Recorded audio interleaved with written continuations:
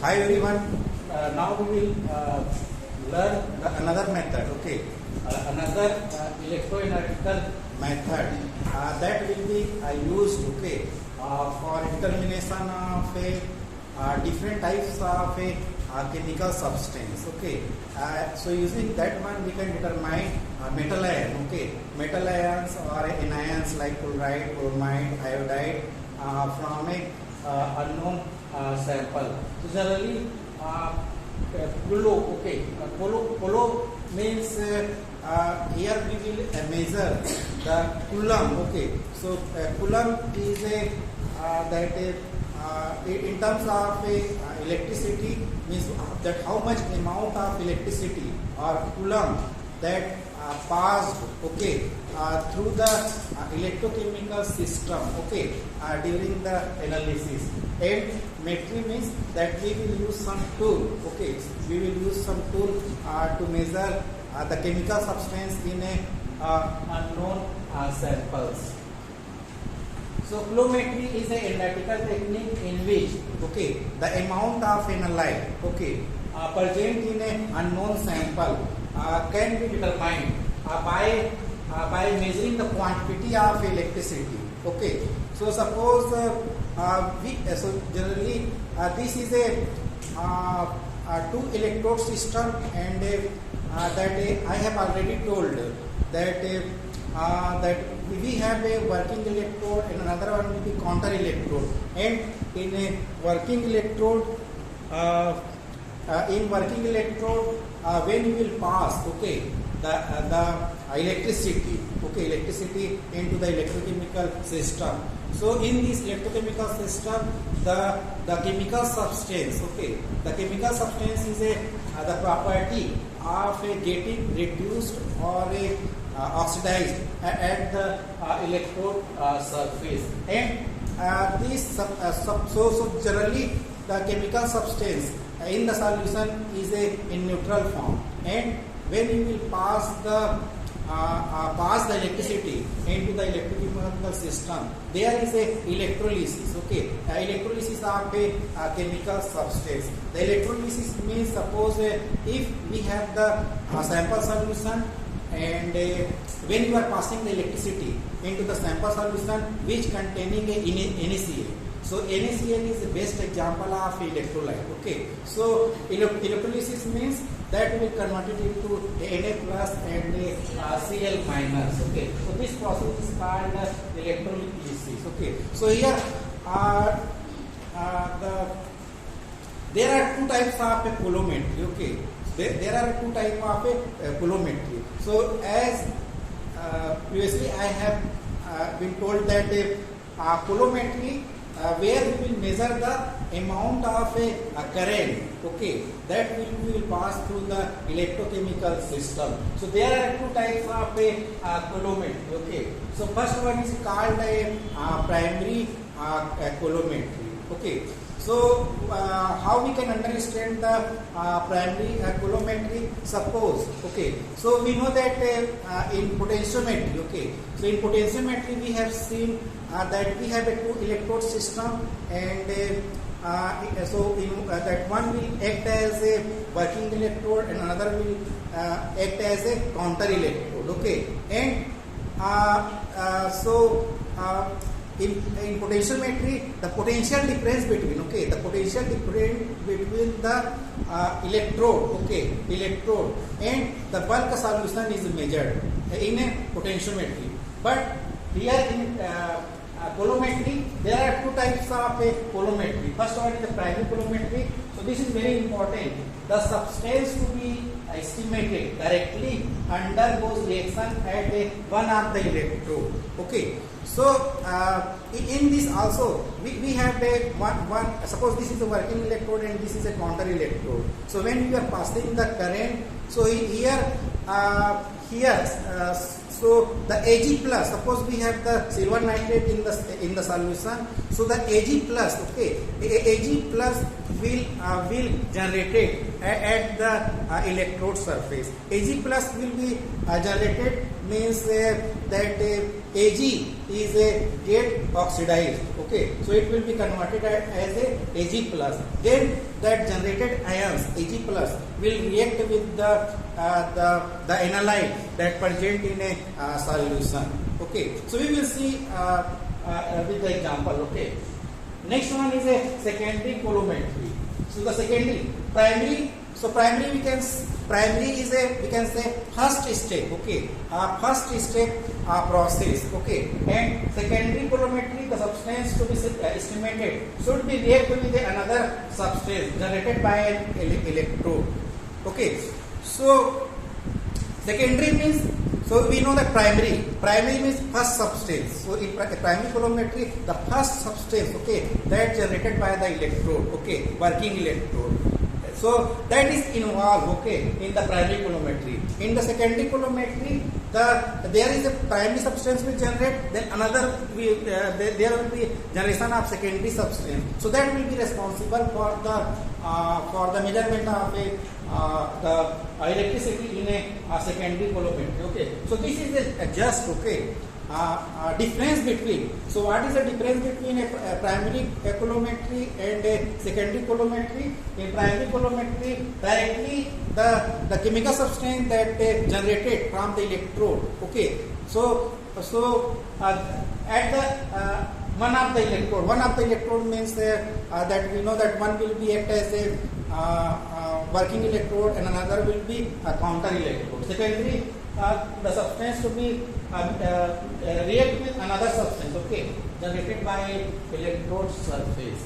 Okay, so before, okay, so we will study, okay, in a detail what is a primary colorimetry and a secondary colorimetry. So this is this is a theory. Okay, so principle is a generally in principle of colorimetry is a we measure the amount of electricity, okay, that passes through the electrochemical solution, or that amount of electricity that required to electrolyze the chemical substance, okay, present in a electrochemical system.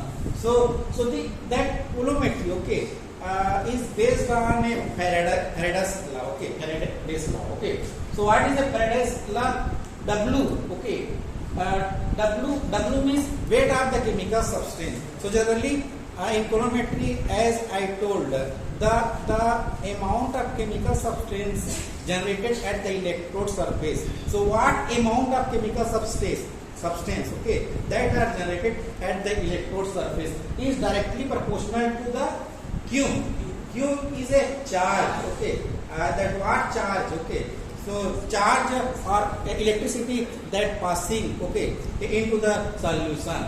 Then when you will remove the proportionality constant, then we have to put the some constant. So that is a Z, and Z is called. So W is the weight of substance produced or consumed in electrolysis. Q is a coulomb of electricity. Okay. Z is called electrochemical equivalence. Okay. Electrochemical equivalence. And I think this is I think you have been studied in a 9th class or 10th class. Okay. So we are studying this electrolysis process from a 9th or a 10th standard. Okay. And here, so what will be the Z? Z is a nothing but E divided by the coulomb. Okay, so we know that 1 coulomb of electricity means the gram of substance that generated on the electrode surface. Then that Z equal E divided by 96500. Okay, where how we can define the electrochemical equivalent is defined as the amount of substance in a gram produced or consumed at the electrode by passing 1 coulomb of electricity. So there is a two process. Okay, there is a two process that occur, okay, at the electrode surface. If at the electrode there is a oxidation process, okay, oxidation process. So there is a generation, okay, or some substance is produced from the electrode surface. Consume means when any chemical substance that present in the solution get reduced, at the electrode. That means it is a consumed, okay, at the electrode surface. Means produced means the chemical substance get oxidized. Consumed means the chemical substance get reduced at the electrode surface. Then W equal to E divided by 9650 into Q. Okay, so there will be a numerical problem. Okay, there may be with this topic there may be chance, okay, of a numerical problem that can be arise. Okay, so now we will extend that equation. If there is a n is the number of electrons that involved during the oxidation and a reduction process, then we have the equation W equal to E by N. N is the number of electrons that is involved in a oxidation or a reduction, and N is an atomic or molecular weight of the substance. Then W equal to E divided by N into 9650 into Q. And now, so this is a equivalent okay substance. So you know that what is the equivalent that weight of the chemical substance, and so equivalent is that a molecular weight is divided by acidity or basicity or a number of electrons get oxidized or reduced. Okay, so now we will talk in terms of a not equivalent weight. We will talk about the molecular weight. Okay, so we will consider E as a M. So we will take this E here. So this will be considered as a molecular weight of the substance. Okay, then it will become W by N equal to Q. Okay, Q by N into 9650, and we can know. Okay, so that N is also mole of the substance. That a weight of the substance divided by a molecular weight is a mole of substance. Okay, then N equal to Q by N into 9650, or Q equal to N into the number N, small n, and 965. And there is a so that what are the type of question that can be asked, okay, in this topic. So means what will be the molecular weight, okay, molecular weight of the substance, okay, and so the amount of electricity will be given, and it will be also given the number of N, means it is getting whether oxidation or reduction. Then you have to find the molecular weight. Suppose copper, okay, suppose that copper is getting electrolysis during the chemical reaction.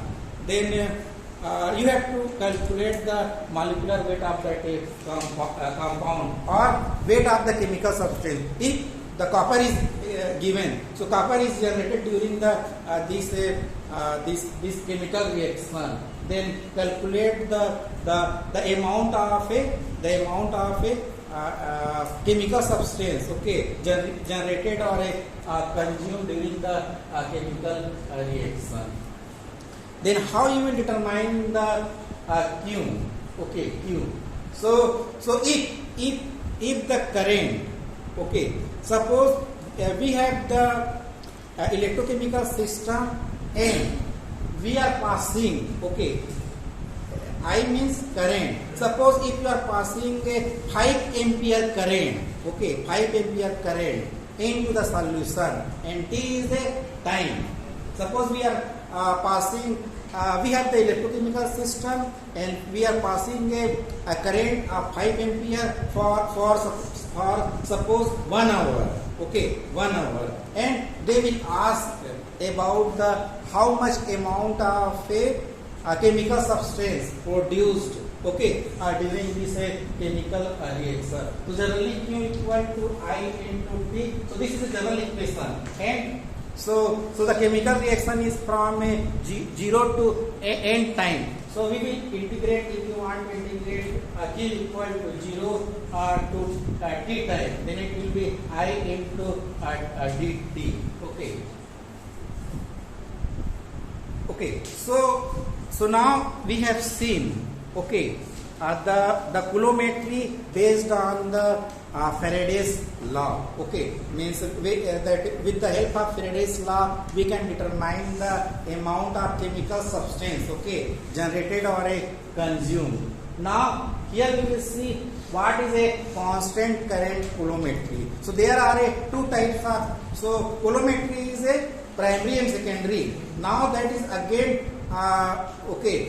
subdivided into constant current coulometry and constant potential coulometry. Okay, first one is a constant current coulometry and another one is a constant potential coulometry. So the that words, okay, constant current coulometry. So here we will pass, okay, constant current means 5 ampere of current will be passed during this electrolysis process. So that is called constant current coulometry. So in this technique, the constant current is passed through the electrolytic cell until indicator indicate the completion of reaction. Okay. So generally we have seen like a potentiometry. Potentiometry is used for a determination of a pH, and potentiometry can be also used for determination of a several chemical substance. Okay, so based on that one, this coulometry can be used for a volumetric titration. Okay, volumetric titration, and generally the titration involve the end point. End point means there is a completion of a particular chemical reaction, and here we will don't need like coulometry and potentiometry titration. We don't need a colored indicator like we have seen in a precipitation titration for determination of chloride with silver nitrate or a acid base titration. So we will need a phenolphthalein indicator as a for indication of a end point. Okay, the magnitude of current and the time which has been passed to calculate the quantity of electricity charge required to attain the end point. Okay.